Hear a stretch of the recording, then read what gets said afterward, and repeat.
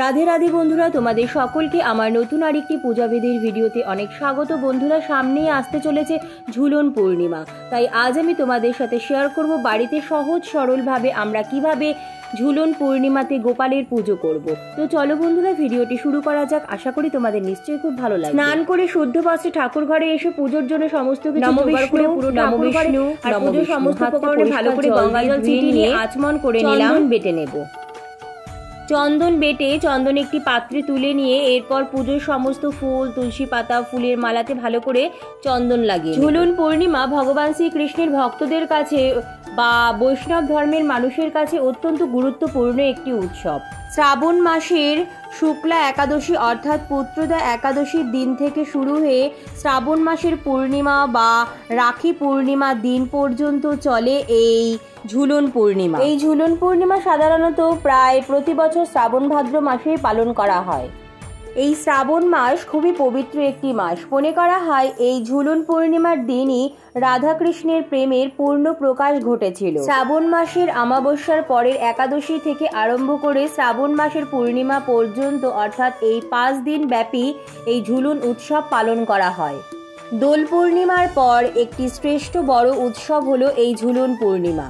এই ঝুলন পূর্ণিমায় ভগবানের জন্য দোলনা সাজানো, ভগবানের নানা আচারবিধি মেনে পুজো, ভক্তিমূলক গান, হরিনাম সংকীর্তন, গীতা পাঠ, নাচ সমস্ত কিছু মিলিয়ে রাধাকৃষ্ণের প্রেম লীলার একটি বিশেষ উৎসব এই ঝুলন পূর্ণিমা। এই ঝুলন পূর্ণিমা বিশ্বের নানা জায়গায় সাথে সাথে ভারতবর্ষের বৃন্দাবন, মথুরা, নবদ্বীপ, ইস্কন মন্দিরে মহা সমারোহের সাথে পালন করা হয়।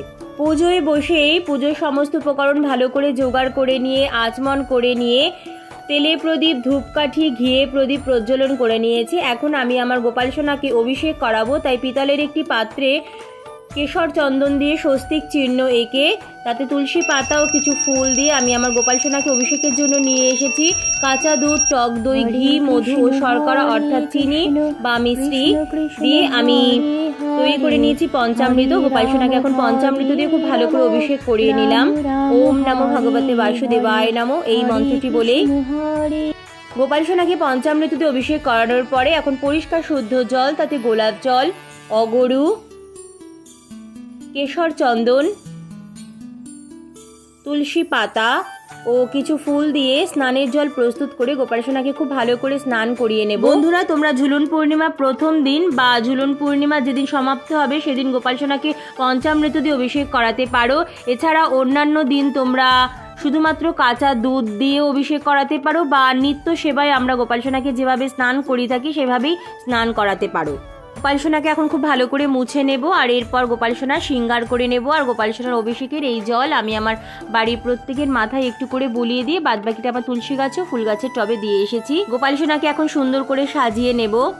বন্ধুরা, তোমরা যদি চাও ঝুলন পূর্ণিমার এই 5 দিনের মধ্যে যে কোনো একদিন গোপাল সোনাকে একটি নতুন বস্ত্র পরাতে পারো।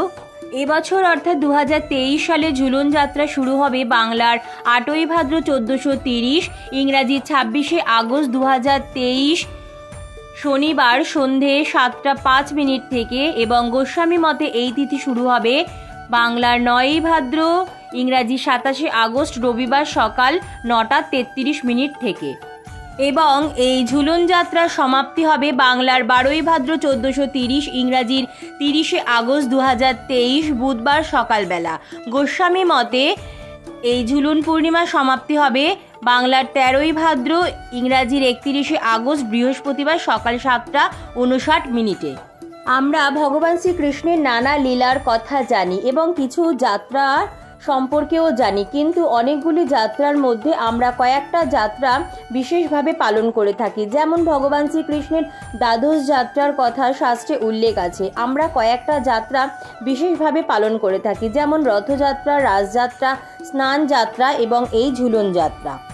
ঝুলন কথার আক্ষরিক অর্থ হলো দোলনা। এই জন্যই এই ঝুলন যাত্রায় দোলনা সুন্দর করে সাজিয়ে রাধাকৃষ্ণের যুগল বিগ্রহ বা আমাদের ছোট্ট নারুগোপালকে সুন্দর করে সাজিয়ে দোলনায় বসে ঝুলন যাত্রার পবিত্র উৎসব মহা সমারোহের সাথে ধুমধামের সাথে পালন করা হয়। দেখো বন্ধুরা, গোপাল সোনাকে সুন্দর করে সাজিয়ে আমি সিংহাসনে নিয়ে এসেছি আর এখন গোপাল সোনার প্রিয় বাঁশি গোপাল সোনার হাতে দিয়ে দিলাম, আর গোপাল সোনার প্রিয় কিছু খেলনা দিয়ে আমি সুন্দর করে একটু সাজিয়ে নিচ্ছি। এই ঝুলন পূর্ণিমার সময় সকাল সকাল ঘুম থেকে উঠে গঙ্গা স্নানের অত্যন্ত মাহাত্ম্য রয়েছে। এছাড়া গঙ্গা স্নানের সাথে সাথে নিজের সাধ্য ও সামর্থ্য মতো অসহায় মানুষকে দান, এছাড়া তৃষ্ণার্তকে জলপান করানো অত্যন্ত শুভ বলে মানা হয়। এছাড়া এই ঝুলন পূর্ণিমাতে বাড়িতে নতুন ময়ূরের পালক বা নতুন চন্দন কাঠ নিয়ে আসাও অত্যন্ত শুভ। দেখো বন্ধুরা, এটা হচ্ছে কেশর চন্দন। গোপাল সোনাকে আমি কেশর চন্দনে তিলক পরিয়ে দিলাম। এখন চন্দন সহযোগে তুলসী পাতা, তুলসী দল, ফুল ভগবানের চরণে নিবেদন করছি। ওম নমো ভগবতে বাসুদেবায় নমঃ। হে কৃষ্ণ জনতাং নাথ ভক্তানাং ভয়ভঞ্জন প্রণন্য ভব মামিষ দেহি সান্ন পদাম্বুজে এষ পুষ্পাঞ্জলি গোপালায় নমঃ। গোপাল সোনার জন্য পদ্মফুল নিয়ে এসেছি। বন্ধুরা, তোমরা চেষ্টা করবে ঝুলন পূর্ণিমার এই পবিত্র দিনে গোপাল সোনাকে একটি পদ্মফুল নিবেদন করার। চন্দন সহযোগে গোপাল সোনাকে পদ্মফুল নিবেদন করলাম।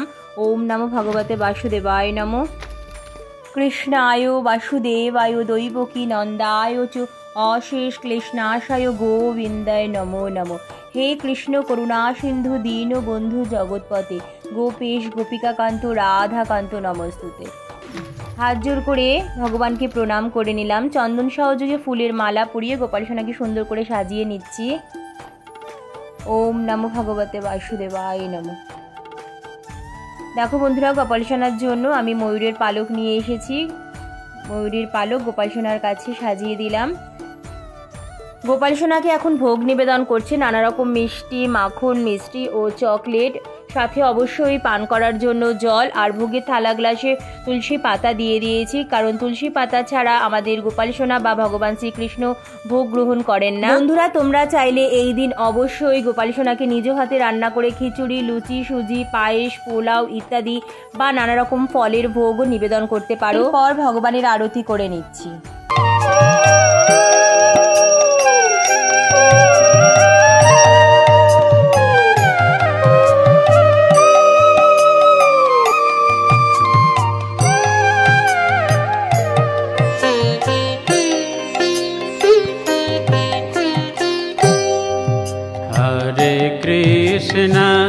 हरे कृष्ण कृष्ण कृष्ण हरे हरे हरे राम हरे राम राम राम हरे हरे।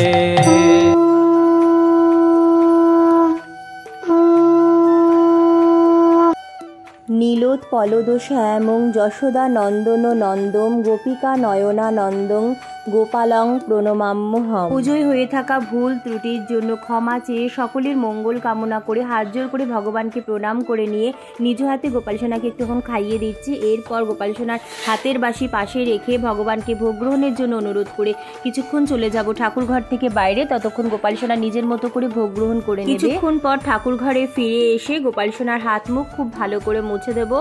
গোপাল সোনার হাতে চকলেটটাও দিয়ে দিলাম, আর গোপাল সোনা এখন নিজের মতো করে ভোগটা গ্রহণ করুক, ততক্ষণ আমি ঠাকুর ঘর থেকে বাইরে যাচ্ছি।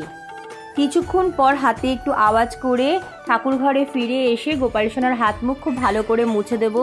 কিছুক্ষণ পর ঠাকুর ঘরে ফিরে এসে এখন গোপাল সোনাকে একটু জল খাইয়ে দেব। আমার মনে হলো গোপাল সোনার একটু জল খেতে ইচ্ছে করছে, তাই আমি আবার গোপাল সোনাকে একটু জল খাইয়ে দিলাম। আর গোপাল সোনার হাত মুখটা খুব ভালো করে মুছে দিয়ে গোপাল সোনার হাতের বাঁশি এখন গোপাল সোনাকে দিয়ে দিলাম। এরপর এখন আমি গোপাল সোনার জন্য দোলনা সাজিয়ে গোপাল সোনাকে দোলনায় বসিয়ে দোল দিয়ে ঝুলন উৎসব পালন করব। তো দেখো বন্ধুরা, গোপাল সোনার জন্য দোলনা সাজিয়ে গোপাল সোনাকে দোলনায় নিয়ে এসেছি। বন্ধুরা, এই ঝুলন পূর্ণিমাতে তোমরা অবশ্যই চেষ্টা করবে ফুল দিয়ে খুব সুন্দর করে দোলনা সাজিয়ে গোপাল সোনাকে দোলনায় দোল দেওয়ার। বৃন্দাবনে রাধাকৃষ্ণকে কেন্দ্র করে দাপর যুগে এই ঝুলন উৎসবের সূচনা হয়েছিল। তারপর থেকেই যুগ যুগ ধরে এই ঝুলন উৎসব পালন হয়ে আসছে। বৃন্দাবন তথা নন্দালয়ে নানা রকম লীলা সাধন করেছিলেন ভগবান শ্রীকৃষ্ণ। রাধা কৃষ্ণের মাধুর্যপূর্ণ প্রেম ও পরিপূরক প্রকাশ বৃন্দাবনে স্থাপিত হয়েছিল। তারই লীলাস্বরূপ এই ঝুলন পূর্ণিমা বা ঝুলন যাত্রা।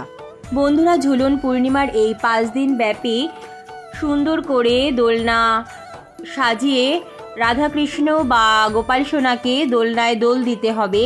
গোপাল সোনা বা রাধাকৃষ্ণের বিগ্রহ দোলনায় বসিয়ে পূর্ব থেকে পশ্চিম দিকে ঝোলানো হয়ে থাকে।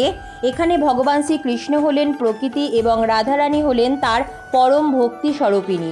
সূর্য হলেন পৃথিবীর সমস্ত শক্তির উৎস। পূর্ব দিক থেকে উদয় এবং পশ্চিম দিকে অস্ত হয়ে যায়। এই উদয় অস্ত দিক স্বরূপ করেই পূর্ব থেকে পশ্চিম দিকে দোলনা দোলানো হয়ে থাকে। রাধে রাধে।